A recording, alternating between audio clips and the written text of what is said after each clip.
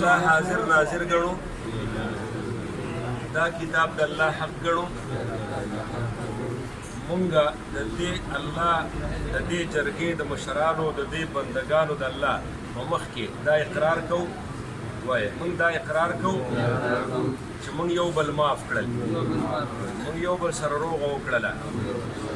مخکې چې څه شوي دي مونږ د الله د رضا دپاره معاف کړل یو بل آینده دپاره به زمونږ په منځ کې هېڅ قسمه دښمني هېڅ قسمه جګړې نه وي الله تعالی دې تاسو له جزای خیر درکړي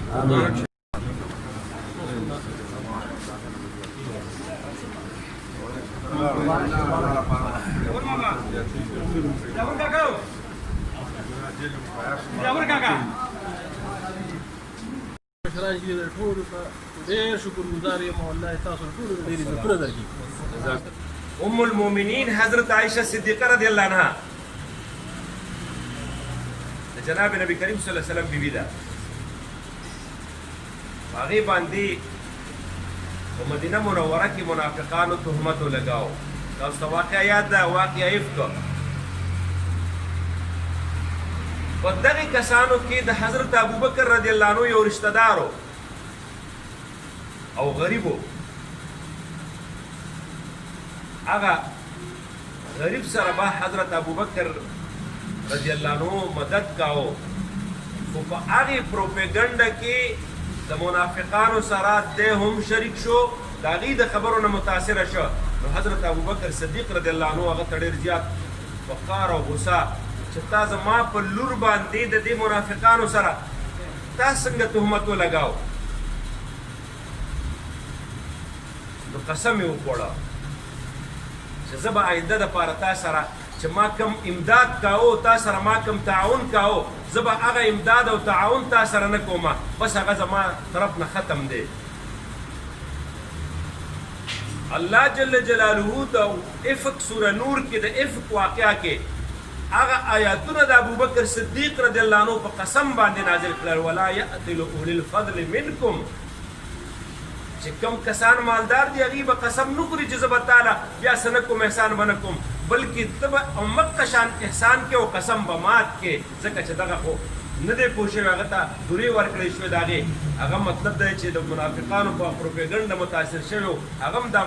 خبره کړې ده خو ته به قسم نه خورې حضرت ابوبکر رضی الله عنه خپل قسم مات کړ او د هغې نه پس یې حقه سړي سره بیا هغه تعاون شروع کړ زموږ اسلام موږ ته دا تعلیم راکوي زما محترم عزیزانو ذاکر الله مرحوم الله دې وبخي او د تمام مرحومین د اهل اسلام سره دلاور خان لازم مثلا هغه د دنیا نه لاړه لیکن بل طرف ته زمونږ دویم فریق هغې په هغې کې یقینا څه په روغوالي کې او د هغې په جرګو کې هېڅ قسمه کسر نه دی کړی هغې ثناءالله دی او د هغې قدیر وغیره هغې باقاعده بار بار لکه هغې ته زاري منت کړې ده او جرګې یې لیږلې دي چې یاره موږ مطلب معاف کړئ د دې معنا ده موږ معاف کړئ جرګې لیږل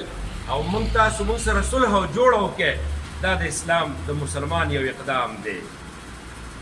او الله تعالی هغه جرګې او هغه مرکې الله کامیاب کړې او د دلاور لره دی وغیره د هغې په زړونو کې الله تعالی دا واچوله چې یاره موږ دوی سره جوړه کوو هغه جوړه د دې مشرانو په لاس باندې وشوله او د دې مشرانو په لاس باندې او د دوی په وړاندې څه شرایط هغې هلته هغې کېښودل او هغه شرایط بیا دې فریق ومنل چې بلکل د هغې نه پس دا دواړه فریقین کېنولی شو تاسو هم راوستلی شولې او د هغې شرایطو هغه تذکره او هغه ذکر به زه ستاسو په وړاندې وکړم بیا د هغې نه به مخکې وروسته انشاءالله روان یو سفر به کوو